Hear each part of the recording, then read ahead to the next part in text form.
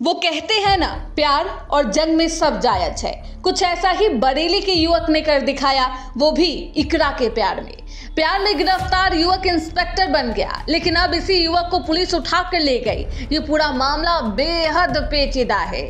ये युवक इकरा को दिल दे बैठा और फिर अपनी प्रेम कहानी की एक नई स्क्रिप्ट लिखी।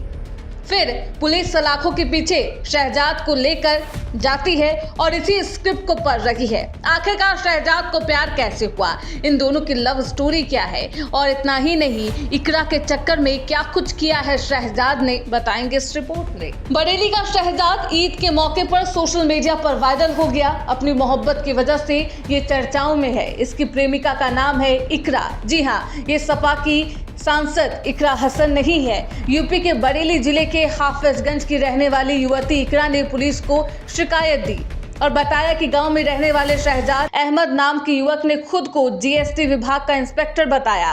वह अक्सर खाकी वर्दी में घूमता था और लोगों के बीच भौकाल टाइट करता था। इतना ही नहीं, आपको बता दें, शहजाद लोगों के बीच भौकाल बनाए रखने के लिए सोशल मीडिया पर कुछ अलग पोस्ट भी किया करता था।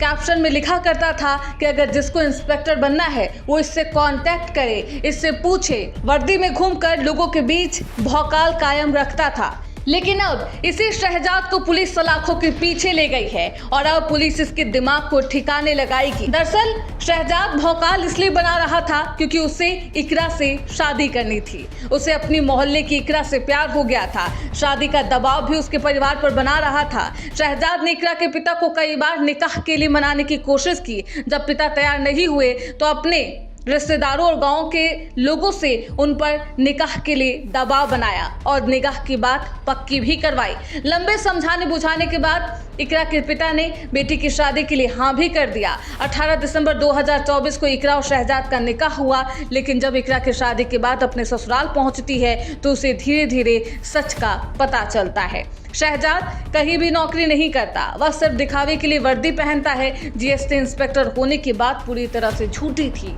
इकरा का आरोप है कि शादी के कुछ दिन बाद ही सास ने दहेज के लिए उसे तंग करना शुरू कर दिया। जब इकरा के पिता उसे वापस लेने आए तो उसे धमकाकर भगा दिया गया।